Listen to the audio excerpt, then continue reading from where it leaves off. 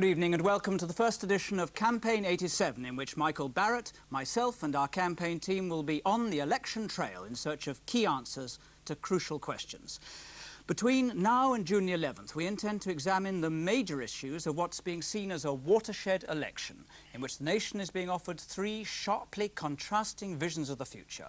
Our purpose is to help clarify those competing visions and thus assist you in your choice.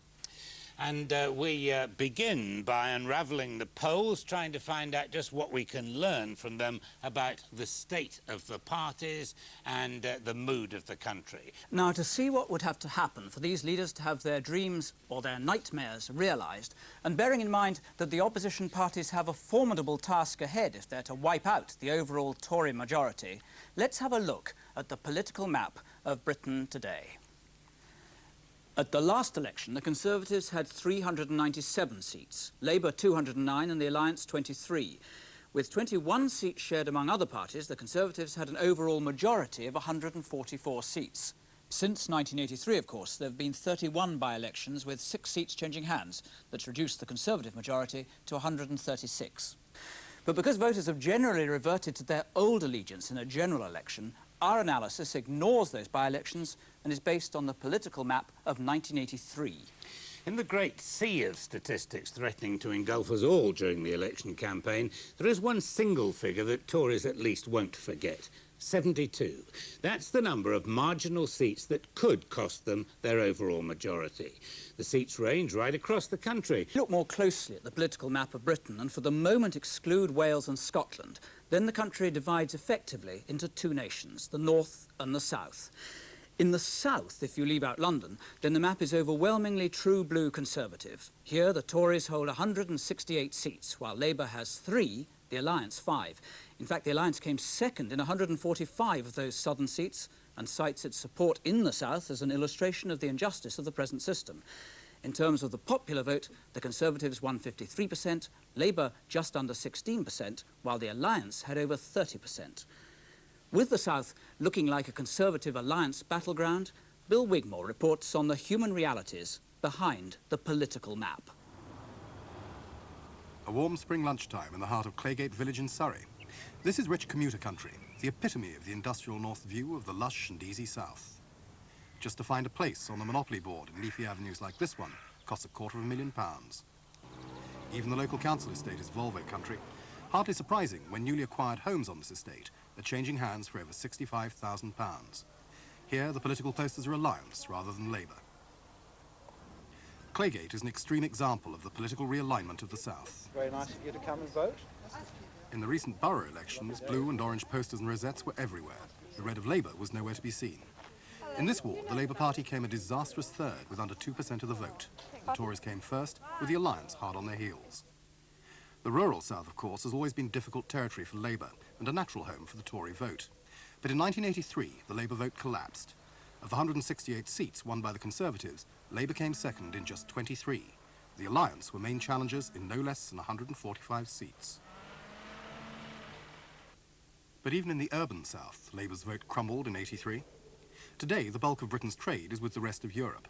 Fast motorways leading to Heathrow, Gatwick and the ports make the South a convenient place to do business. It was the road system that laid the foundation of Slough's wealth between the wars, when the 500-acre trading estate grew up around the old Great Western Road. For much of this century, Slough has been the home of light industry, engineering and a substantial Labour vote.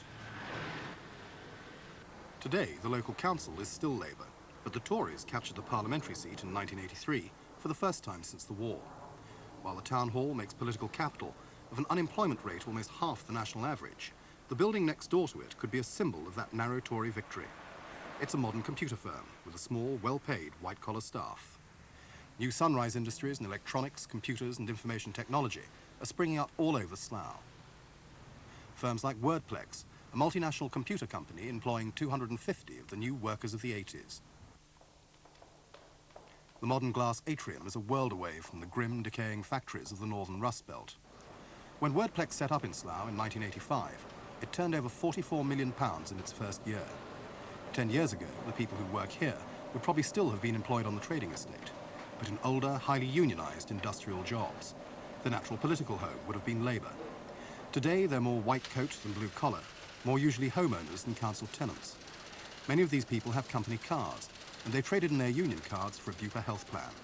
Indirectly, they owe their jobs to Heathrow Airport. Because we're an international company, we're operating in 13 countries with independent subsidiaries and many more with distributors. It's essential that we're close to Heathrow. Heathrow has very much better communications than, say Manchester Airport. And Heathrow Airport is the mainspring of another engine of southern prosperity, the booming tourist trade. Hello, welcome in Windsor. I'm your guide and my name is Corby. Last year, this country made £5,000 million out of tourism. Just 600 million of that was spent north of the Severn Wash Line. The rest went to create jobs and profits in the south. London, Oxford and Stratford is a tourist circuit as fixed as a guided tour of Windsor. Well-trodden, historic and profitable.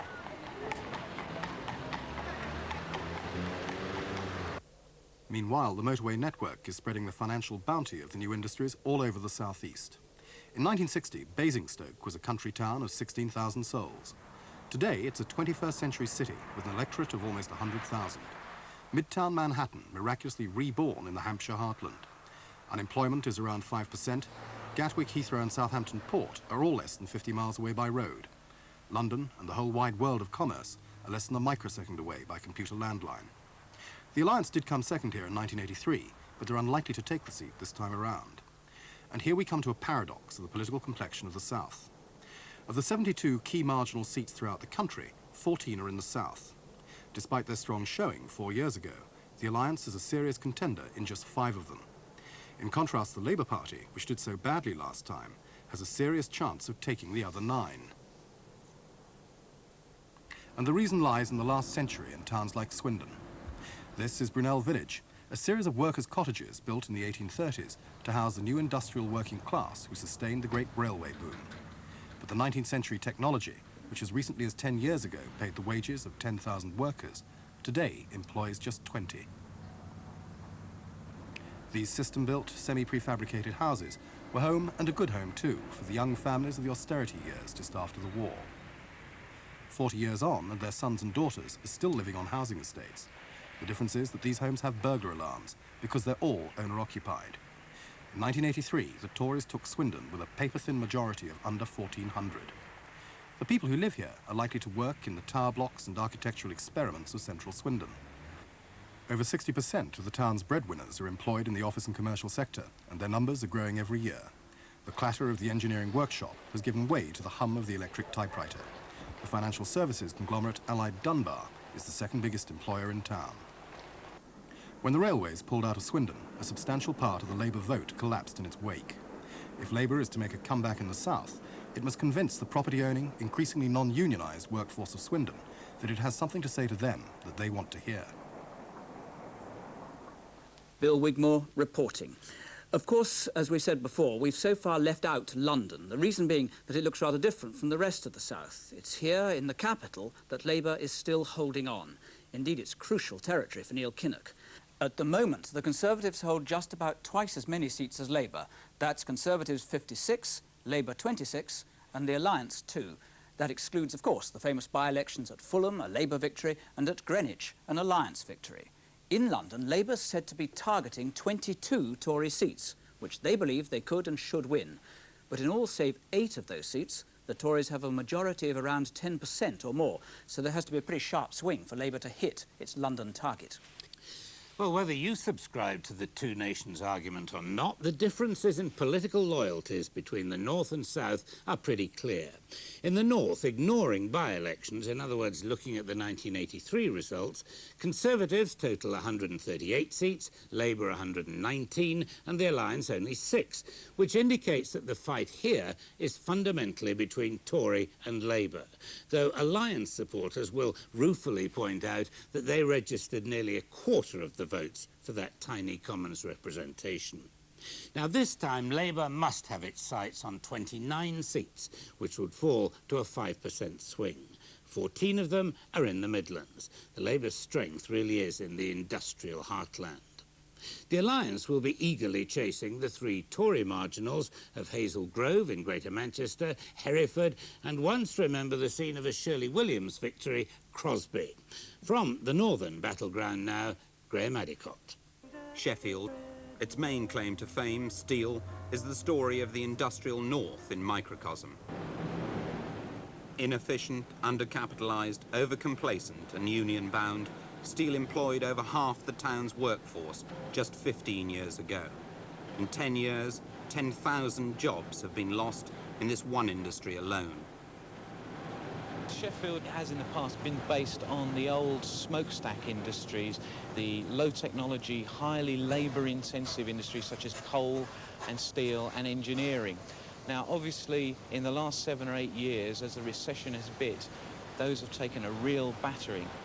When manufacturing industry in the UK was going well, the suppliers and the steelworks in Sheffield are obviously going well to supply them. When that falls off and tails off, when manufacturing gets a cold in the UK, Sheffield almost gets pneumonia. 7 years ago, unemployment in the town was 7% below the national average. Now, at 16%, it's well above average, and the youngsters are hardest hit. There's no jobs that are like that, I'm just disgusted. 1 in 3 people between the ages of 18 and 24 have never had a job. In the southeast, that figure's 1 in 33. An irony in a town that houses the headquarters of the Manpower Services Commission, now one of Sheffield's largest employers. Another big employer, the City Hall, known as the headquarters of the Socialist Republic of South Yorkshire, has made Sheffield famous for its own popular brand of socialism. In a town where some 90,000 of the 220,000 houses are council-owned, Labour are the natural rulers. And in a town where only 49% of people own their own cars, public services are important. And the council, dominated by the Methodist wing of the Labour Party rather than the Marxist, has provided good, cheap public transport. Ironically, northerners, because of low housing costs, have more disposable income than southerners. Sheffield is now even planning to build a new £150 million shopping complex on the rubble of the steel industry. Even high-cost consumer durables sell well. Northerners own more video recorders, for instance, than their counterparts in the south. And in common with other northern cities, there is a smallish but strong middle class. Sheffield Hallam is the only Conservative seat in the city and contains one of the highest proportions of professionally qualified people in the country. Because in the north there are actually more Tory seats than Labour, many villages like Ashford in the Water in Derbyshire are Conservative with a small and a big C. The main battleground, as ever, will be the marginals. Throughout the country there are 72 seats that other parties need to take to oust the Tories. 35 of them are across what we've designated the north. Of the 35 seats, 29 are up for grabs by Labour, 6 by the Alliance. More significantly, perhaps, of the 35 northern marginals, 16 are concentrated in the Midlands. Indeed, the Midlands contains the most marginal seat in the country, Leicester South, gained in '83 by the Tories by just 7 votes. In the last 15 years, change in Leicester has been rapid.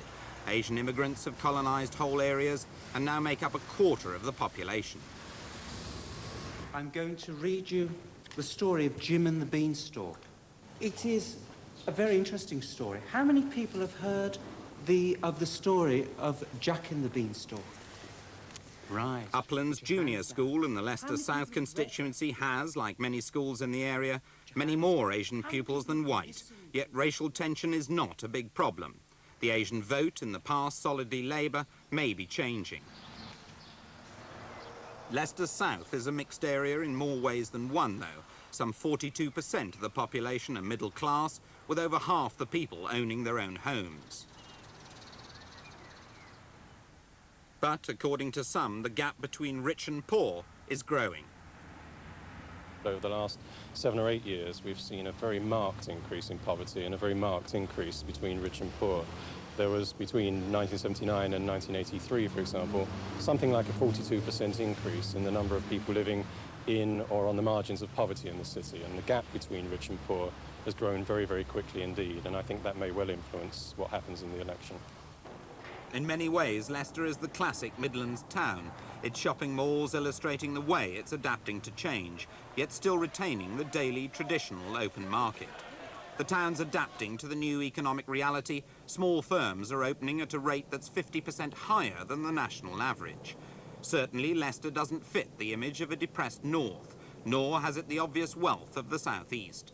Yet it, and other towns like it, are distinctive in one way. They're the major battlegrounds on which this election will be won and lost. Well, from the north of England to north of the border, and 72 seats. Here it's a different election altogether, with Labour dominant and the Tories, who've been in retreat for some years, now finding 13 of their marginals under attack, not just from Labour, but also from Optimistic Alliance and Scottish National Party managers. In Wales, where there have been for so long many Labour strongholds, a 5% swing would give them 3 more seats, and a similar swing to the Alliance would bring them 2 more. Plaid Cymru's best hope could well be Ynys Môn, Anglesey, where the former Tory MP, Keith Best, will tomorrow face charges of criminal deception over British Telecom shares. Well, leaving aside that particular issue, with me now to digest and interpret all that statistical evidence, David Butler, the doyen of Britain's psephologists, and Robert Waller, who's not only an academic wizard on the same subject, but also a senior Harris pollster.